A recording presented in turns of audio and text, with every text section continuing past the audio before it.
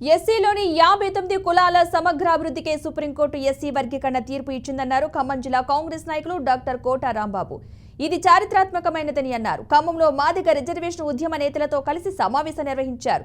1994 July 7న Madiga reservation పోరాట సమితి వ్యవస్థాపక అధ్యక్షులు మందకృష్ణ మాదిగ ఆధ్వర్యంలో ప్రకాశం జిల్లా ఈదుమూడి గ్రామంలో ప్రారంభించిన ఎస్సీ వర్గీకరణ పోరాటానికి కాంగ్రెస్ పార్టీ నాటి నుండి నేటి వరకు సపోర్ట్ చేస్తూనే ఉందన్నారు. మాదిగల 30 ఏండ్ల సుదీర్ఘ పోరాటంలో సుప్రీంకోర్టు తీర్పు చారిత్రాత్మకమైనదని అన్నారు.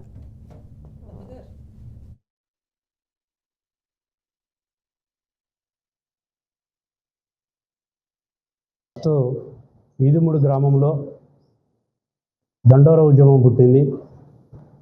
ఈదుమూడి నుంచి ఏదైతే స్టార్ట్ అయిందో ఉద్యమం, మరి దండోర నుంచి వ్యవస్థకు గురైన కుటుంబాల నుంచి, వెనుకబడిన వర్గాల నుంచి, ఏదైతే దళిత జాతి వెనుకబడిపోతుందని చెప్పేసి దండోర ఉద్యమాన్ని స్టార్ట్ చేసి, ఆ తర్వాత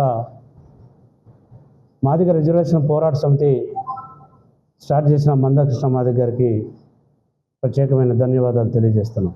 ఎందుకంటే వారితో పాటు సుదీర్ఘంగా మేము గత 25 సంవత్సరాలుగా పనిచేసి, ఇప్పుడు మేము వివిధ సంఘాల్లో అదే అంశాన్ని ఎస్సీ వర్గీకరణ మీదనే పోరాటం చేస్తూ, మాకు రావాల్సిన ఫలాలు మా జనాభా దామాషా ప్రకారం ఎంతైతే ఉందో తెలంగాణ, ఆంధ్రప్రదేశ్ మొత్తం మీద, దేశం మొత్తంలో కూడా మందకృష్ణ మాదిగ గారు చేస్తున్న పోరాటానికి మేము కూడా కంకణబద్ధలై పనిచేశాం.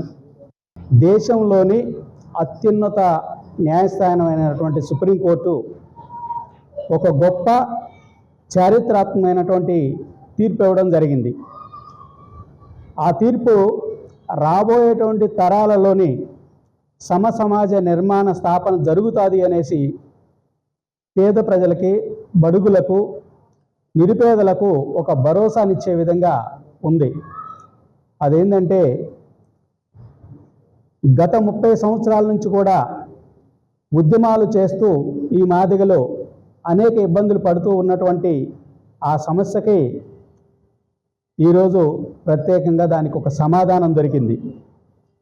అదేంటంటే, ఎస్సీలలోని అసమానతలతోటి వెనకబడినటువంటి మాదిగలు మరియు ఇతర ఎస్సీ ఉపకులాలకి న్యాయం జరిగే విధంగా రాష్ట్రాలకి ఏబిసిడీలుగా ఎస్సీల్ని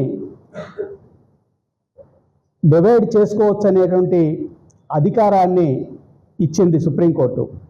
7 జడ్జీల యొక్క ధర్మాసనంలోని 6 జడ్జీలు దానికి సపోర్ట్ ఇవ్వటం అనేది ఒక చారిత్రాత్మకమైనటువంటి విషయం.